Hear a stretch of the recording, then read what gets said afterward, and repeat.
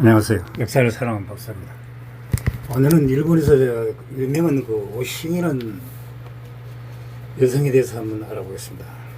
1983년 일본 이시안에서 슈퍼마켓 체인점으로 성공한 오싱은 17번째 슈퍼마켓 개업식이 올려는 날 가족에게 알리지 않고 혼자 집을 나가버립니다. 그때 양손자이며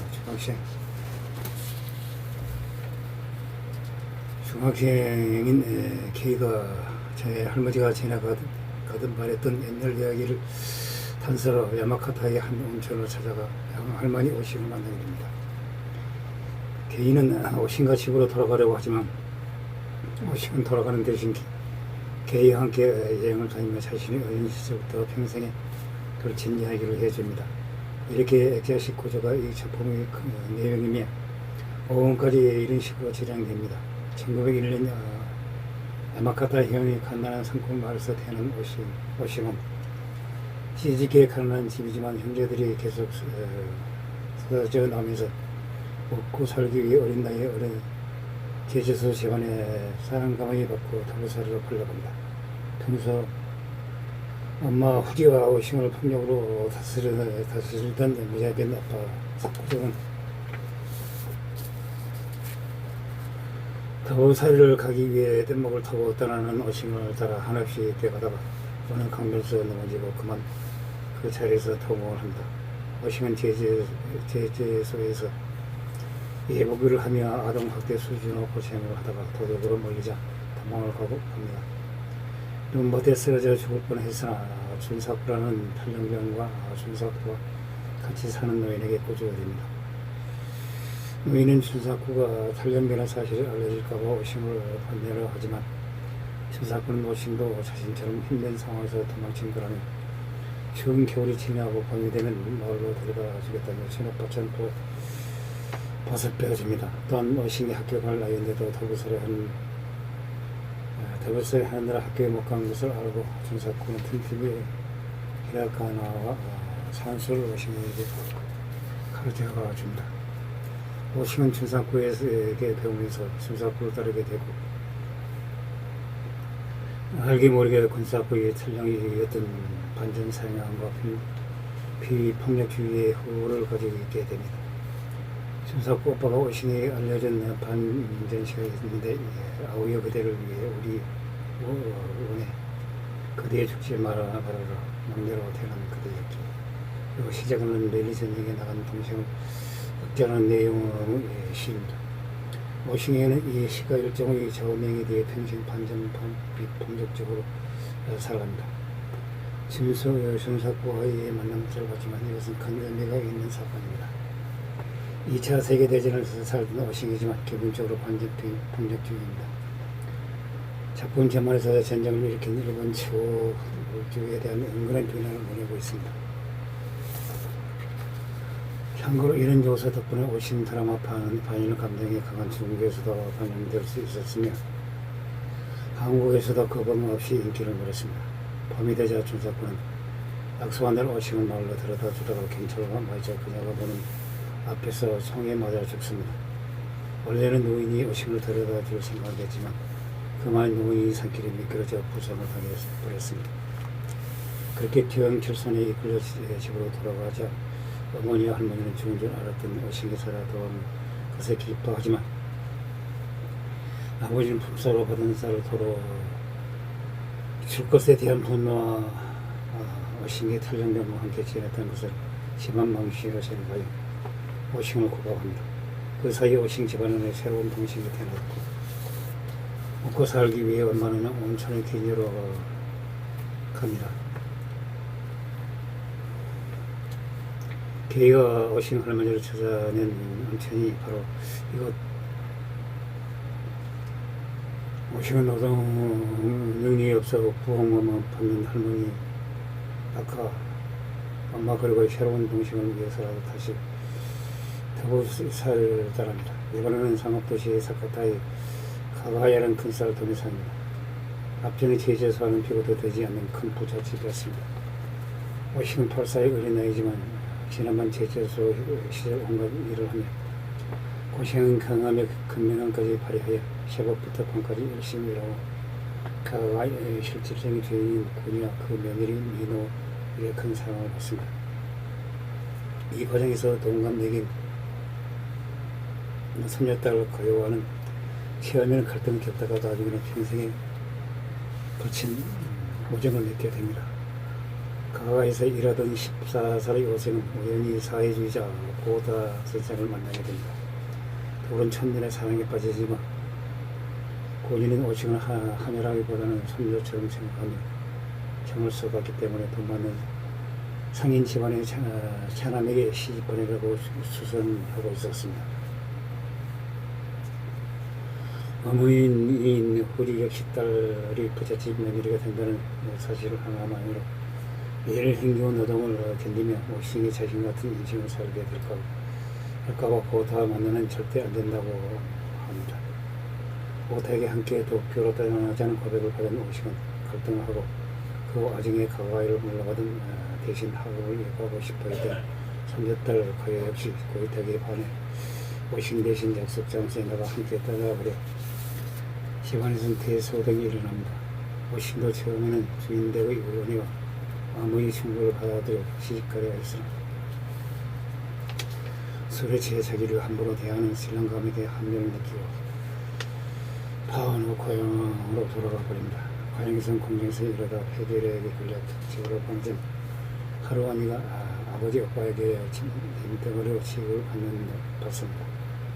이어서 아버지는 집에서 밤만 춤낸 다음에 오싱을 공장으로 보내버릴 계획을 합니다. 말이 공장이지 사실 기지생으로 풀려가는 것이었습니다. 이런 분위기를 알아차린 하루아니는 오싱에게 도쿄에 있는 미용실을 알려주며 도망가라는 말을 남긴 뒤 숨을 거둡니다. 오싱은 가출해 하루아니가 알려준 전통 미용실을 다카에서 일하게 됩니다. 오싱은 다카 미용실에서 선배의 훌륭한 체력에 심한 터치를 당하며 고생하지만 타고난 성실함과 눈썰미로 다카 선생에게 인정받습니다. 다카 선생의 다른 훈련생들에게는 오싱을 구하라고 일찌감치 독립시킬 생각을 하고 오싱의 주로 카페 직원들을 대상으로 하는 출장 미용을 자주 나가게 합니다. 이 과정에서 카페 전공이 된 가요를 다시 만나게 됩니다. 오싱 가요에게 가요의 하나뿐인 동생의 죽음을 알리며 가가야 쌀집으로 돌아가도록 속도합니다. 가인은 동생이 죽었다는 말에 할머니와 부모님을 위로만 하고 도쿄로 돌아올 생각으로 집으로 가지만 원래 집을 떠나려다가 자기를 발견한 할머니가 기절한 일이 벌어집니다. 결국 어른들이 뜻대로 결혼하여 가가에 있기로 합니다. 한편 오싱은 부유한 영국점 사장 다마코와 우주를 만나 결혼하고 장남인 요를 출산하게 합니다. 그리고 이들 부부는 아동복 사업으로 개성하여 새로운 공장까지 만들었는데 그때가 바로 1923년 그 유명한 건동 대지진이 일어나 모든 것이 무너져 하루아침에 열가지가 되었습니다. 아들인 유는 일을 도와주던 하나님이 자신을 의심하여 살아남았고 하나님은 유를 보호하는 데 있음을 거듭니다. 어쩔 수 없이 오신 부분에 사과하는 시대를 가는데 삼남의 유족은 도쿄로 상경할 때 이미 본인 모의 재산을 받았기 때문에 본가에 아무리 지분이 없어서 그저 얹혀 사는 꼴이 됩니다. 그래도 시아버지는 세상은 사람이라 유저 오싱을 안다고 하지만 시어머니는 자기네 집안이 나름대로 뼈대 있는 가문인데 가난한 소장농 딸의 시집왔다며 혹시 오싱을 학대하며 모진 시집사절을 시킵니다. 그 과정이 신라의 같은 날에 둘째를 출산하게 되는데 한 집에서 두 아이가 동시에 태어나면 한 명은 죽는다는 미신을 믿는 시어머니의 여긴 방초 딸을 사상하고 맙니다. 결국 오싱은 아들 요를 데리고 가출하여 다카 미용실을 찾아가고 다카 선생이 오싱을 배려해주지만 오싱은 시가에서 오싱을 하며 손을 다쳐 다른 미용사 일을 할 수 없게 되었습니다. 이 사이에 어머니에게서 가가의 그만인 고니가 임명을 얻게 되었다는 소식을 듣고 가가에로 가서 고니의 임명을 지키게 됩니다. 고니 임명을 지키려 가가의 시간을 찾는 것을 계기로 가까이 동물을 보러 합주를 하게 되었습니다. 첫사랑 고우타가 나타나 군자가 술 고집하는 것을 보고 혼나는 병마가 다시 합칠 때 문제가 생길 거라며 자신의 친척집으로 보내줍니다. 한편 가가의 후계자니 가요는 할머니와 부모님의 뜻에 따라 억지로 결혼해서 길 사이로 들어온 남편과 서로 정이 없어 하루가 멀다 하고 오심의 박주로 찾아와 이를 도와줬습니다. 오심이 박주를 잡고 따라오는 고대 청말 바다린 데에는 가요의 부모에게 면하고 눈치가 보이는 이유도 있었습니다. 이현 이시로 간 오심은 고다의 친척인 생선탕에서 기사 아주머니의 도움으로 생선 장사를 하여 그럭저럭 먹고 살게 됩니다. 그리고 남편 우도가 고향에서 근처 사람이 많은 김에 오심을 보러 왔다고 합류하여 함께 생선 장사를 하며 간시 행복을 쳤습니다. 오승의 이야기에서 가장 슬픈 일이 연달아 이런 이야기로 오심은 전생기를 다룹니다. 평생 고생만 하신 어머니의 후지가 사망하고 자신이 어린 시절을 보낸 곳이자 도움을 받았던 가가야는 사고만치가 전국엔 수십가지 손을 댄 대를 쌓이 때문에 맹신합니다. 배가 망신합니다. 평생의 친구 가야는 빚쟁이들을 피해 갓난아들 노점이라 부모님을 데리고 도쿄로 도망치지만 부모 역시 시간이 몰량한 충격으로 엄마 안과 차례로 세상을 뜹니다. 가요 역시 하루아침에 매침으로 전락에 비행까지 였습니다. 돌도와 안재한 아들 때문에 하루하루를 살아가던 가요는 오심을 만난 바로 다음날 아들을 맡긴 후 집에 온 걸 사망하고 오심은 차남이 히토시와 동감인 노재민을 양자로 받아들이기도 합니다. 한편 과거에 오심 후보와 인연이 있던 사람이 아스코라는 변동에 따른 국누가로 보내는 일을 맡게 되어 노식네 집에 하룻밤 신세지게 됩니다. 오심은 이런 새벽에 누가 시키지도 않았는데 알아서 밥을 하는 하스코를 보고 이런 시절 더불살이 하던 자신의 모습에 떠올려 하스코를 상태를 받아들입니다. 이후 하스코는 오심의 비로소 고등학교까지 다니며 오심의 자식들과 형제姐妹처럼 잘할 수 있었습니다. 그런데 오심의 장년 우리가 대학생이 되며 하스코와 서로 사랑하게 되고 오심도 두 아이들 따라 헤어지려 하지만 그동안 하스코에게 친절했던 남편 노조가 반대하여 이루어지지 못한다. 아무리 달처럼 대해줬어도 하며 주신 변명에 따라 큰 마늘이 저리 커졌네 할아버지 못한다는 입장이었습니다. 오심이 중요에 대한 물어보는 2차 세계대전이었습니다. 남편 여자는 장교인 둘째 형의 도움을 받아 군납 사업으로 성공을 하며 큰 돈을 벌게 되지만 2차 세계대전은 일명 폐방으로 끝나는 역사의 필연을 맞아야 합니다. 이에 큰 죄책감을 느낀 노조는 가족들에게 유서로 청년들에게 일본군에 데려갈 것을 오래된 자신을 지키는 제안해 이후의 아내 오싱에게 그동안 고맙다고 유서를 남기고 하루를 사살합니다.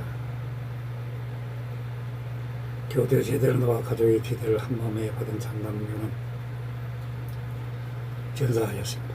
그야말로 통곡이었고 당장 먹고 살 길이 막막하여 오신과 차남이 도시 양재한 노점에는 농가로 가서 구걸을 하며 살아갑니다. 그러다 이 과정에서 일정의 바다리 장수를 생계를 이어갈 수 있었는데 어느 날 전산 유의 과무라고 혼자 살았는 죄책감에 가게라도 차리라고 목재한 곳의 땅을 사주어 여기서 식료 품종을 차릴 수 있었습니다. 이 무렵 노점이는 더해가를 만나 그에게 더해가의 가르침을 받으며 더해가의 길을 걷습니다. 오싱은 노점이가 사과가 되어 무너진 가까이를 이렇게 세우기를 바라며 시험에는 반대했지만 그리고 노점이가 사과 상황이 아니라는 것을 받아들이고 역시 돌아가신 신어머니인 가요 아가씨처럼 그도 예술적인 의미 있구나 라고 쓸쓸한 얼굴로 말하며 노점이가 자신의 꿈을 찾아가게 합니다. 이후 10년 분명은 나날이 번창하였는데 천안 히토시가 부자 집단을 미치코와 본담에 오가게 됩니다. 사실 미치코의 지금 오싱 신료 분점 땅이 워낙 요제라 쌍 밀어버리고 대형 슈퍼마켓을 만들 생각이 하였습니다. 실제로 투자를 제안하였습니다. 하지만 오싱은 그렇게 되면 히토시가 며느리 미치코에게 잡혀 살게 된다고 생각하고 땅을 담보상을 은행에서 대출하여 직접 슈퍼마켓을 차립니다. 한편 히토시는 원래 자기의 집 하나로 일하던 확실한 유리와 사귀다가 잘 살고 싶다는 욕망의 유리를 배신하고 부잣집 딸인 미치코랑 결혼하는 것입니다. 오싱은 이 히토시에게 실망하지만 결과적으로 양자인 노점의 유리가 결혼하여 다행으로 생각합니다. 다만 유리는 시동생이 될 뻔했던 남자와 결혼했던 죄책감 때문에 자신이 먼저 노점에게 바랬던지라 본인을 국병으로 보는 지원시장 히토시 부부와 맞추는 게 그렇기 때문에 오싱과 가스코가 유리를 친절하게 대했음에도 살아 생전 한 번도 가족 모임에 방문하지 못합니다. 교통사고로 일찍 사망하고 말았습니다. 노점의 유리 사이에서 태어난 사람이 바로 본 이야기에서 오신과 함께 이야기를 나누던 중학생 손자 개입니다. 여기까지 얘기를 듣고서야 개인은 자신이 과거의 집안의 손자라는 것을 알게 됩니다. 그리고 오싱의 유일한 딸 대인 슈퍼마켓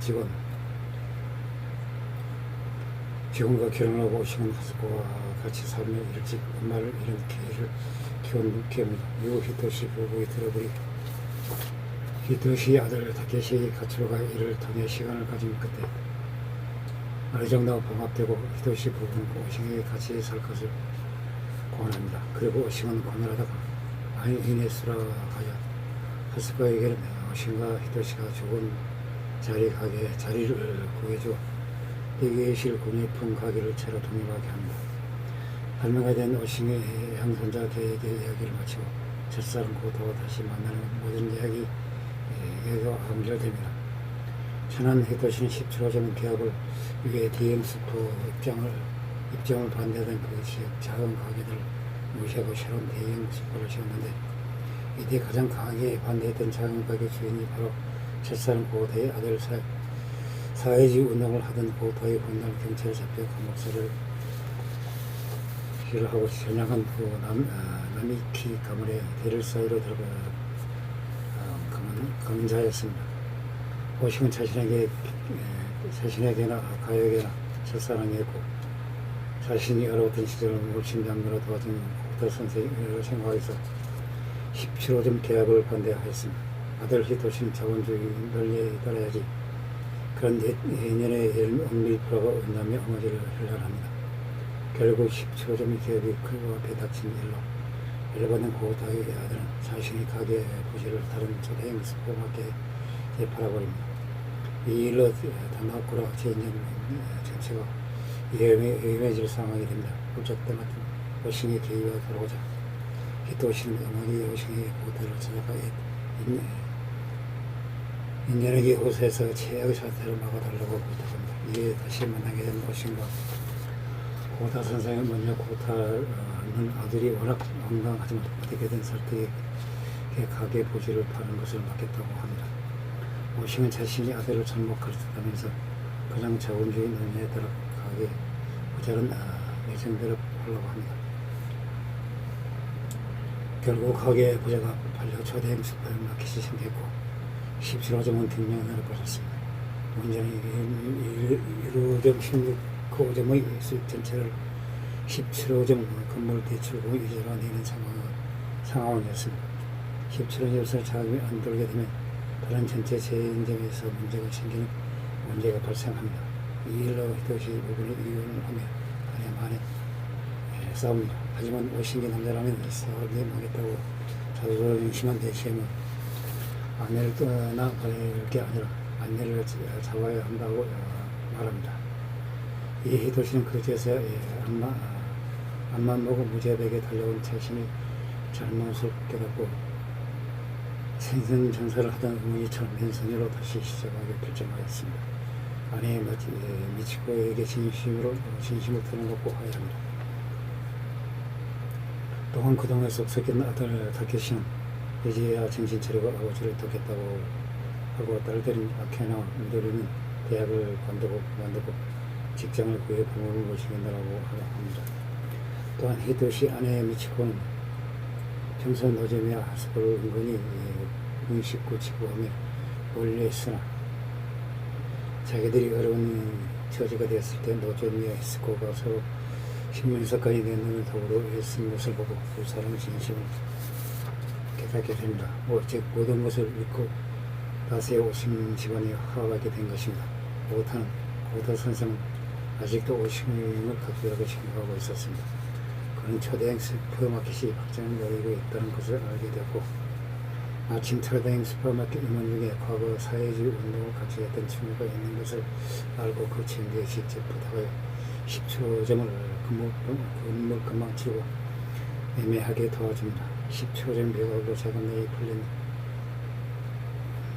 풀린 다노프라 슈퍼마켓은 기사에 생각합니다. 이제 다시 열심히 가게 운영을 하면 된다고 얼음 속에서 저절로 가족 화합이 이루어졌습니다. 오시건 고타의 선생에게 또 한 번 고마움을 느꼈습니다. 바닥에서 만난 아무 말 없이 헤어내셨습니다. 이를 지나가던 한 부인이 보고는 산책 중이신 거예요. 사이가 좋아 보입니다. 병면하러 가세요라고 인사를 합니다. 이에 오신 것 고타는 쑥스러운 설을 보며 웃으면서 이렇게 오신 할머니와 82년간의 이야기를 나눠봅니다. 이 이야기는 낙과손의 야스히로는 오신 국회의원을 비롯해 있고 10년 전 총리였던 사나카 수상은 자신의 삶을 오신과 비교하며 인내는 말을 강조하기도 하였습니다. 정작 국뽕가인 하시다 스카고는 정기나 세계에서 오심을 인정하는 데 의아감을 느끼며 인내는 말을 자제해달라고 하였습니다. 외인 미국 레이건 대통령이 1983년 방인했을 때 국회에서 일본에서는 워싱턴 정시 있다면서 일본인을 워싱에 비유해 칭찬하였습니다.